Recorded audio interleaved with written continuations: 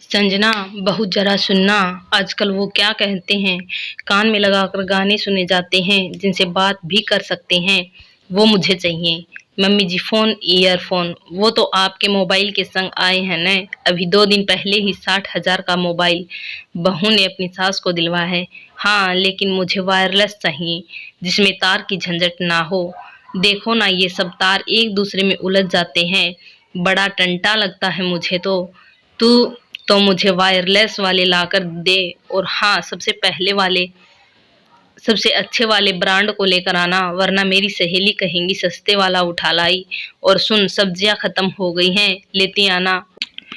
और हाँ, आज पनीर लेकर आना, पनीर के कोफ्ते खाऊंगी मैं। जी मम्मी जी, मैं आज ही ऑफिस से लौटते समय लेती आऊंगी। बुझे मन से संजना ने अपनी सास मोहिनी को बोला और अपना लैपटॉप बैग उठाकर ऑफिस के लिए निकल गई। ये आज का नहीं है, 6 महीने हो गए संजना को शादी कराई इस घर में, और सासू माँ रोज कोई ना कोई नई डिमांड लेकर बैठ जाती है। संजना के माता पिता नहीं हैं, वे अपनी सासुर में अपने माता पिता ढूंढती है, इसलिए अपनी सास की हर बात बिना किसी ना नुकुर के मान लेती है। मगर धीरे धीरे पानी सर के ऊपर जाने लगा। पास में ही चाय पीते सुरेश जी बोले, मोहिनी, तुम्हें नहीं लगता आजकल दिन ब दिन तुम्हारी डिमांड बढ़ती चली जा रही है? साथ में तुम बहू को इंसान नहीं मशीन समझती हो। अरे तुम अपनी अमीर सहेलियों की बराबरी करने के चक्कर में रोज बहू से कुछ ना कुछ महंगे महंगे सामान की मांग करती हो।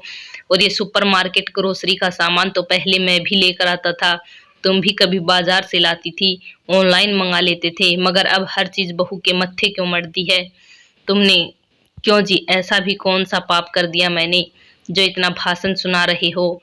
घर में कमाऊ बहू है तो बोल दिया, आखिर अपनी तनख्वाह का वो करेगी क्या? और फिर ये घर भी तो उसी का है, सामान भी उसी का, आज नहीं तो कल तो खरीदना ही था। धीरे धीरे कर खरीदवा रही हूँ। देखो जी, अगर बहू पर अभी से लगाम नहीं कसी गई तो कल को सारा पैसा उठाकर अपनी माँ को पकड़ा देगी, इसलिए धीरे धीरे खर्चा करवाती रहती हूँ। चश्मा नाक से आंखों पर चढ़ाते हुए मोहिनी जी बोली, भाग्यवान जो तुम हर दूसरे दिन बहू से कुछ ना कुछ सामान मांगती रहती हो, मुझे ठीक नहीं लगता। आज तुमने देखा नहीं उसकी शक्ल कैसे उतर गई थी, शायद कुछ कहना चाहती थी मगर लिहाज में कुछ बोल नहीं पाई। अगर ऐसा ही चलता रहा, एक दिन तुम्हें ऐसा जवाब मिलेगा कि शायद तुम बर्दाश्त नहीं कर पाओगी। ये जी सीधे सीधे बोले, यूं पहेलियां न बुझाइए। वैसे भी आपकी बनाई बातों की जलेबियां मुझे पसंद नहीं है। सबसे पहले तो जितने हक से तुम बहू से चीजें मांगती हो, तुम्हारा कोई हक नहीं। हाँ, अगर कुछ मांगना ही है तो अपने बेटे से मांगो। ये हर बात पर बहू को परेशान क्यों करती हो? जब बेटा मेरा है तो बहू भी मेरी है, और फिर इतनी मोटी तनख्वाह कमाती है, क्या उसका थोड़ा सा अंश मेरे काम नहीं आ सकता? और फिर मैंने ही विवेक को बिना दहेज की नौकरी करने वाली लड़की से शादी करने की इजाजत दी थी, वरना मेरे विवेक के लिए तो लड़कियों की लाइन लगी थी मोटे दहेज के साथ। अगर वो सारा दहेज एक साथ मिल जाता तो आज मैं बहू को यूं परेशान न करती, समझे? जो काम शादी के समय उसके माता पिता न कर सके, अब बहू का फर्ज बनता है। और मैंने बेटे को 9 महीने पेट में रखा, पाला पोसा, रात भर जाग कर इतना बड़ा किया, अपनी नींद गंवाकर उसको पढ़ाया लिखाया। कोटा में रहा था तब भी महीने के 15 दिन उसके पास जाती थी, घर में लड्डू मठरी पपड़ी बनाकर ले जाती थी। यही नहीं, 4 साल तक नौकरी कर रहा था, तब हर 6 महीने पर उसके पास जाकर रही, उसके कपड़े धोए। अब इस तपस्या का फल मिल रहा है तो आपको क्यों कष्ट हो रहा है? और वैसे भी मैं सामान अपने बेटा बहू से मांगती हूँ, आपको क्या? इन सब का बदला मैं कर लूंगी। बात तो वही है, बेटा से मांगती तो कोई फर्क नहीं पड़ता, यूं दिन रात बहू को परेशान कर रही हो। मेरे लिए यही चिंता का विषय है। चिंता? कैसी चिंता? मोहिनी जी शक पकाते हुए बोली, अब मैं तुम्हें क्या बताऊं, कल शाम को ही मैंने उसे फोन पर बातें करते सुना था। वो अपना ट्रांसफर हैदराबाद करवा रही है ताकि तुम्हारी मांगों से छुटकारा मिल सके, और विवेक भी अपना ट्रांसफर वहीं करवा लेगा ताकि दोनों आज़ादी से रह सकें। फिर तुम रहती रहना अपने इन महंगे mobile, TV, fridge, washing machine, chimney, vacuum cleaner के साथ। और हाँ, कह रही थी नौकरी के साथ साथ घर की जिम्मेदारियां भी उठाना मुश्किल हो गया है। सास सिर्फ घूमने फिरने खाने पीने में लगी रहती है, कभी रसोई में आकर ये नहीं देखती कि क्या सामान खत्म हो रहा है या क्या बनना है। बस दिन रात मुझ पर हुक्म चलाती रहती है, आए दिन नई चीजों की डिमांड करती है, एक नंबर की लालची है। मैं आजकल की लड़की हूँ, थोड़ा बहुत सहन कर रही हूँ, इसके बाद तो बिल्कुल सहन नहीं करूँगी। मैंने तुम्हें सच्चाई बता दी, अभी भी समय है, अगर कुछ सुधार करना है तो कर लो, वरना बहू तो जाएगी, बेटा भी साथ ले जाएगी। सुरेश जी ने अखबार में मुंह छुपाते हुए कहा। उनकी बात सुन मोहिनी जी जैसे तिल मिला गई थी। बात 100% सही थी। 6 महीने से उन्होंने अपनी बहू के नाक में दम कर दिया था, क्योंकि वो उनकी पसंद की नहीं थी, दान दहेज नहीं लाई थी, इसलिए इस तरीके से वो उससे बदला ले रही थी।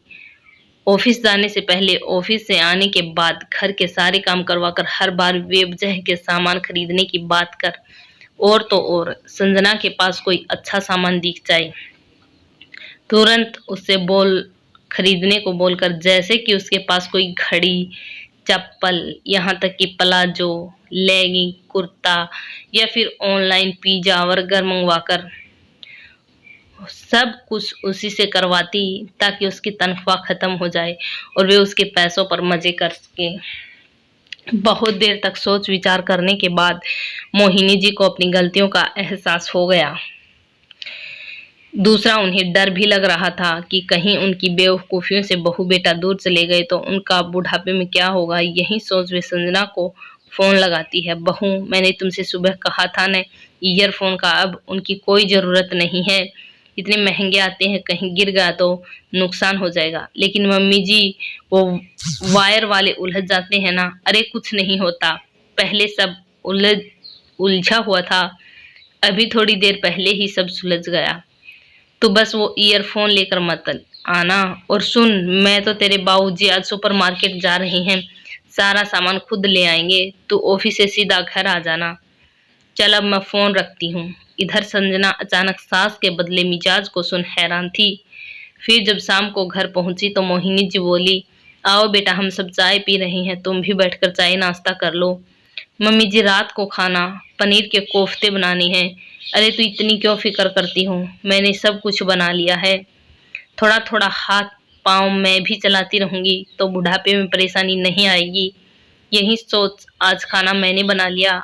अपने साथ की बात सुन संजना आश्चर्य में थी। तभी ससुर जी पास आकर बोले, बेटा मैंने वादा किया था।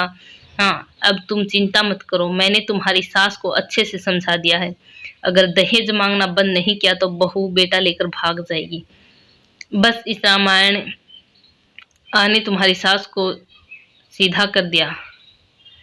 संजना की आंखों में अपने ससुर जी के लिए कृतिका के भाव थे। असल में संजना मोहिनी जी के व्यवहार से परेशान होकर एक दिन छत पर अकेली बैठकर रो रही थी। वहां पर ससुर सुरेश जी ने उसे देख लिया था। सारी बात जानकर आश्वासन दिया कि तुम मुझे अपने पिता समान नहीं, पिता ही समझो, और देखना कल तक तुम्हारी सारी समस्याओं का समाधान ना कर दूं तो कहना। धन्यवाद दोस्तों, वीडियो पसंद आई हो तो लाइक करें, चैनल को सब्सक्राइब करें। और ये कहानी है कनार शर्मा द्वारा रचित।